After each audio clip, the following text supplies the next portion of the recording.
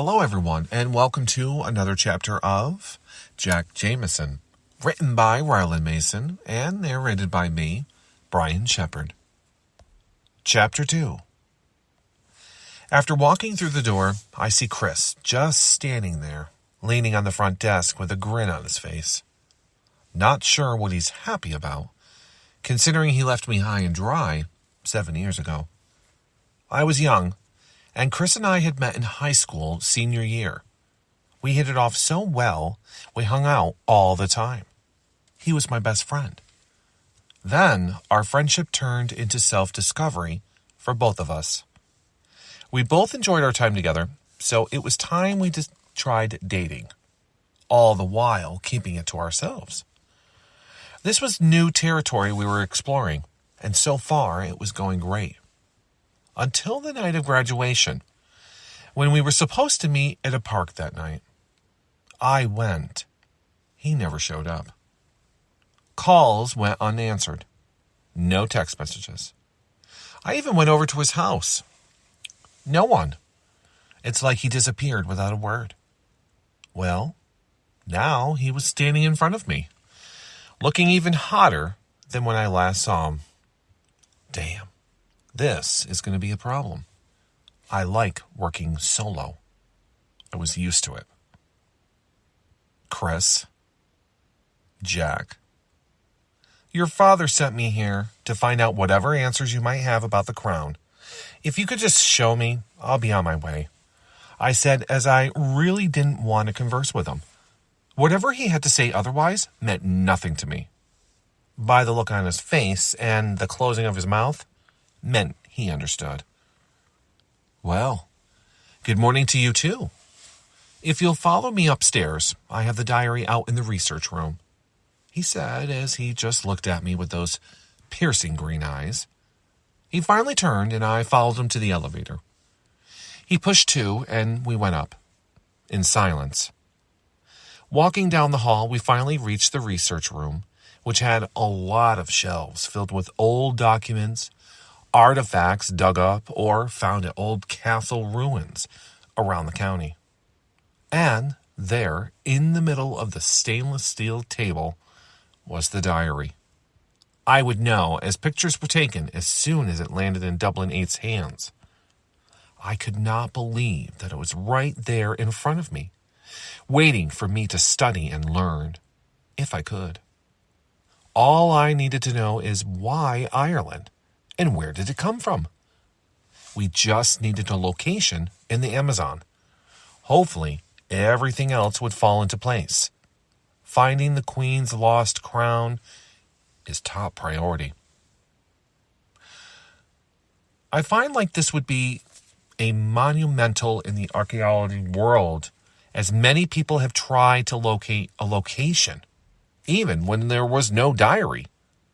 All have failed, and 2 men have even died trying. Fools, if you ask me.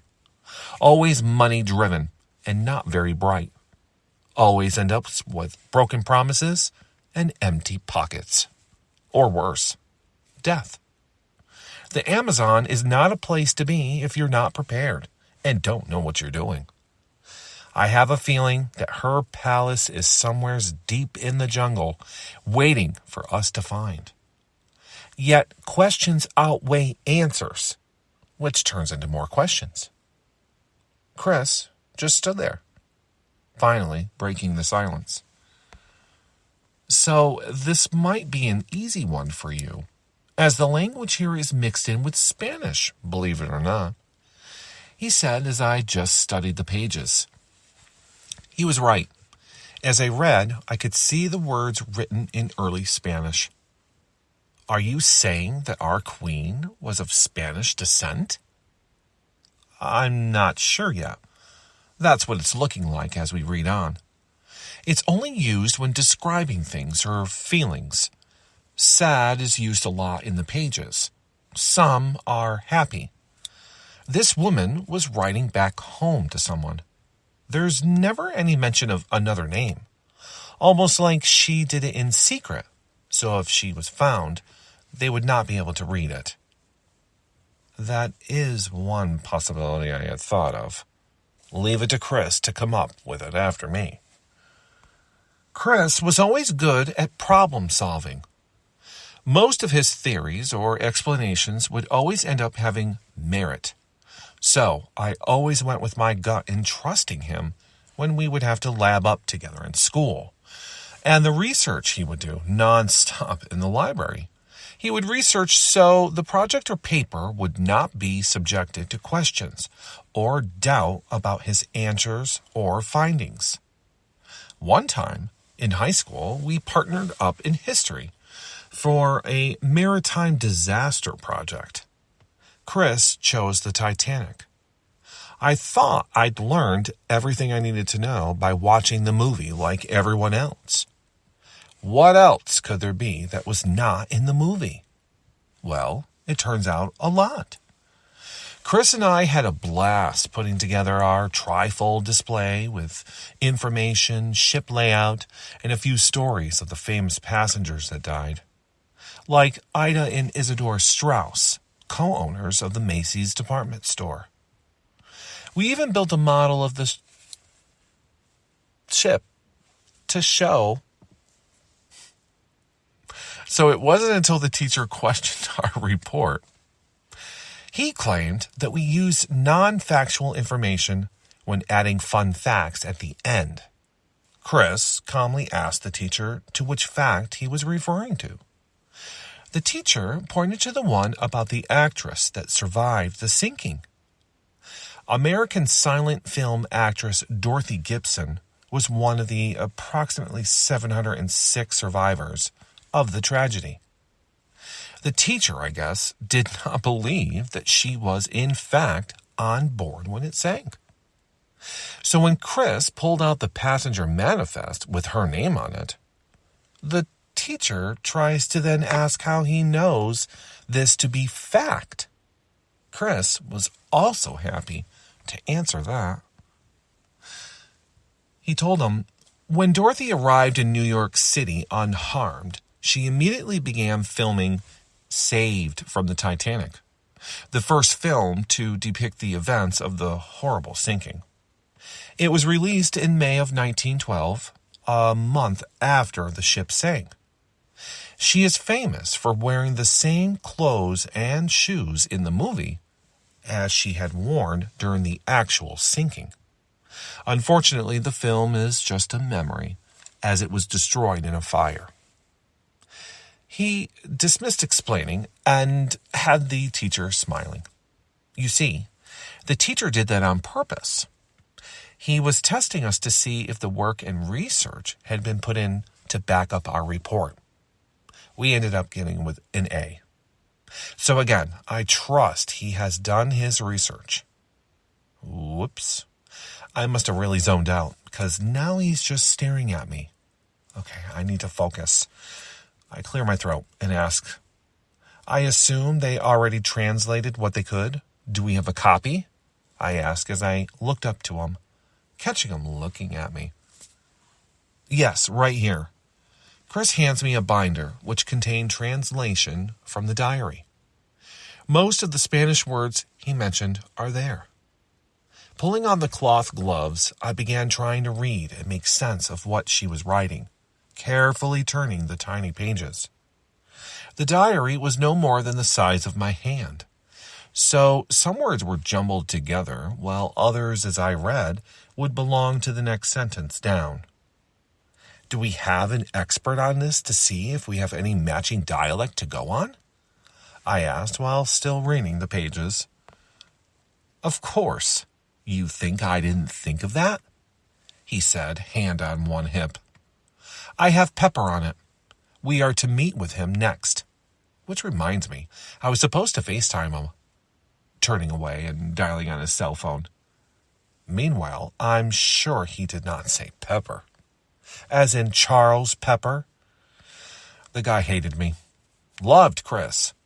It all started when we started to date. Somehow he knew, and he did not like me after that. Great. So this is turning into a blast from the past.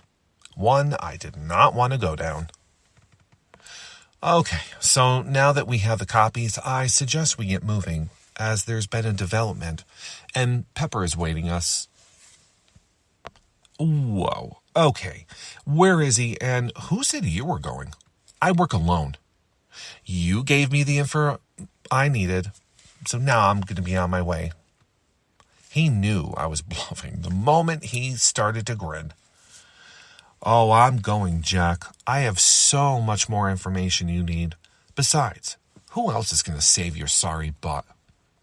No, you're not. And I don't need saving, and I don't need you. I meant it. I could not be responsible for him getting himself hurt or worse. Besides, of all times he actually wanted to be there, now I have squinted eyes looking at me.